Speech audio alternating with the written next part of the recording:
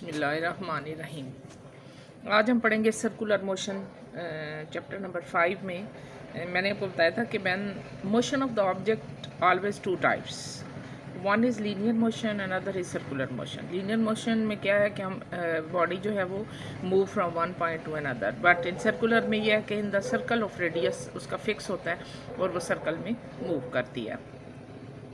In the universe, motion of all objects is not linear. Many have circular or angular motion, जैसे electrons हैं, molecules, wheels, pulleys, planets, stars and galaxies have circular motion। ठीक है, अब हम angular motion में हम पढ़ेंगे कि angle subtended by the particle on the center of the circle in central interval of time, in centre में जो इंटरवल ऑफ टाइम के साथ बने और बॉडी मूव करें सर्कुलर पाथ में, तो उसको हम डिनोट करते हैं डेल्टा थीटा। तो डेल्टा थीटा जो है वो एंगुलर डिस्प्लेसमेंट को बताया गया। इसके लिए देखिए, ये एक बॉडी है जो कि पार्टिकल है पी जो कि मूव कर रहा है ना सर्कुलर पाथ, और उसका रेडियस क्या है, आर है। अब ये अलोंग द सर्कल, ये जो अलोंग इस सर्कल पे जहाँ जहाँ पॉइंट पी जाएगा वहाँ वहाँ उसका रेडियस जो है वो सेम रहेगा। और अगर हम इसको रेक्टेंगल उसके कंपोनेंट्स में एक्सिस में करें तो ये एक्सिस ऑफ रोटेशन मूव करेगा अलोंग एक्स, अलोंग वाई, और बाकी जो है इसके हम किसी भी पॉइंट को ज़ाहिर करने के लिए उसको हम क्या करते हैं, एक एक्स थ्री टाइप्स ऑफ जो हमारे पास एक्सिस होते हैं एक्स वाई और जी, हम उसको लेते हैं किस प्लेन ऑफ एक्सिस में वो रोटेट कर रहा है और किस में हमने उसकी डिस्प्लेसमेंट देखनी है। अब डिस्प्लेसमेंट उसकी एक्स एक्सिस के अलॉन्ग देखती हैं, लेकिन उसकी मूवमेंट जो है अलॉन्ग एक्स एक्सिस है। अब हमारे पास देखें, जब पॉइंट पी है वो थोड़े कुछ after some time it makes theta with the X axis, तो उसका रेडियस आर है। लेकिन आफ्टर टाइम टी, जहाँ जो पॉइंट ये जो यहाँ से P1 पे जब वो पहुँचा है तो उसने उसकी जो एंगुलर डिस्प्लेसमेंट थी वो थीटा थी। यहाँ पर टाइम क्या था, टी। अब T plus delta T, delta T का मतलब है P1 से P2 के दरमियान जो हमारे पास आया वो क्या है, डेल्टा टी आया। तो टी प्लस डेल्टा टी पे उसका थीटा जो बनेगा वो होगा theta displacement theta plus delta theta. और ये पॉइंट पी जो है वो कहाँ पर पहुँच जाएगा, P2 पे पहुँचेगा। पी पे कब था, जब वो अलोंग एक्स एक्सिस था। ठीक है, फिर वो थोड़ी देर के बाद जब टाइम टी हुआ तो वो P1 पे पहुंच गया, फिर टी प्लस डेल्टा टी हुआ तो वो आपके पास पहुंच गया P2 पे। तो हमारे पास जो डिस्प्लेसमेंट आई हमारे पास आई theta plus delta theta with the X axis. हम यहाँ पर रेफरेंस पॉइंट एक्स एक्सिस लेते हैं क्योंकि वो एक्स और वाई में मूव कर रहा है। Angle delta theta defines the angular displacement is a vector quantity. ठीक है, ये हमारे पास क्या है, वेक्टर क्वांटिटी है, क्योंकि इसकी डायरेक्शन है इस direction along axis of rotation. जिस डायरेक्शन में ये मूव कर रहा है इसकी थीटा की डायरेक्शन भी वही होगी। देखें, ये 0 से शुरू हुआ, फिर ऊपर 90, फिर 270, फिर 360 होता हुआ ये पूरा एक कंप्लीट साइकिल जो है वो कंप्लीट करता है। तो angular displacement is measured in degrees and revolutions. अब डिग्री क्या है इसकी, 360 डिग्री पर ये रोटेट करेगा, यानी if the angular displacement of rotating body is 1/360, the angle formed at the centre is called 1 degree.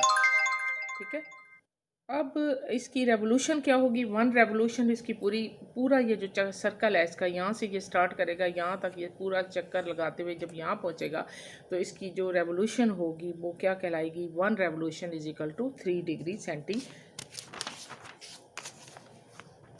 देखें, अगर आपके पास जो है लेंथ ऑफ द आर्क, अगर ये जो लेंथ है आर्क की, ये आर्क बनती है, ये जो P से देखें P से P1 पे ये आर्क बनती है जिसको हम S से डिनोट करते हैं। अगर इस S की जो लेंथ है वो इक्वल टू R हो जाए, यानी रेडियस के मुताबिक हो जाए, तो जो एंगल सेंटर पे बनेगा उसको हम क्या कहेंगे, 1 रेडियन। अब हमने इसमें प्रूव करना है कि S is equal to R, theta कैसे है। तो हमारे पास क्या आता है, if the particle covers the distance. अब इसने जब डिस्टेंस कवर किया पूरा तो ये 2 पाई आर किया, एक तो 2 पाई तक किया, यानी 0 से लेकर यानी एक्स एक्सिस से शुरू किया, दोबारा एक्स पे पहुंचा है तो वो 2 पाई आया, ठीक है। और इसका रेडियस आर है, इसलिए distance S is equal to 2 pi R आ गया। अब हम देखेंगे कि थीटा जो है वो किसके बराबर है। ये देखें थीटा हमने थीटा किसके बराबर होता है, जो हमारी आर्क है उसकी लेंथ डिवाइडेड बाय रेडियस। तो आर्क जो है एस है, नीचे क्या है आर है। अब एस ओवर आर हम वैल्यू लगाएंगे 2 पाई आर, आर आर से कैंसिल हो जाएगा, आपके पास आ जाएगा 2 pi radian is equal to 360 degree. तो हमारे पास वैल्यू आ जाएगी S is equal to R theta. ये हमारे पास जो है 1 रेडियन हमारे पास क्या आएगा 360 divide by 2 pi is equal to 57.3 degree. Is it clear. जिस तरह हमने डिस्प्लेसमेंट पढ़ी थी एस इजिकल टू, हमने यहाँ पर S is equal to R theta पढ़ा है, वहाँ पर हमारे पास क्या है S is equal to V over R, ठीक है। इसी तरह यहाँ पर एंगुलर वेलोसिटी भी होगी। एंगुलर वेलोसिटी क्या होती है, rate of change of displacement.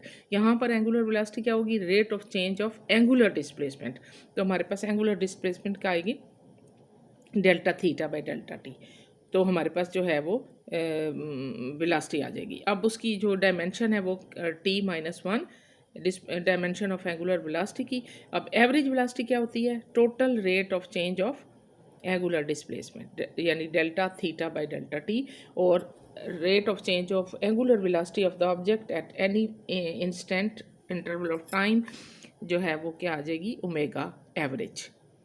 Instantaneous कौन सी आएगी, angular velocity of the object at a particular instant of the time is known as instantaneous. तो वो हमारे पास आ जाएगी omega instantaneous velocity limit delta T delta theta over delta T, ठीक है। अब हमारे पास इसी तरह एंगुलर एक्सेलरेशन आएगी। जिस तरह हमने वेलोसिटी पढ़ी है इस तरह हमारे पास एक्सेलरेशन आएगी जो कि एंगुलर होगी। यहाँ पर हम एंगुलर की बात करेंगे। पहले हम एक्सेलरेशन क्या पढ़ते हैं, rate of change of velocity. अब यहाँ पर है rate of change of angular velocity.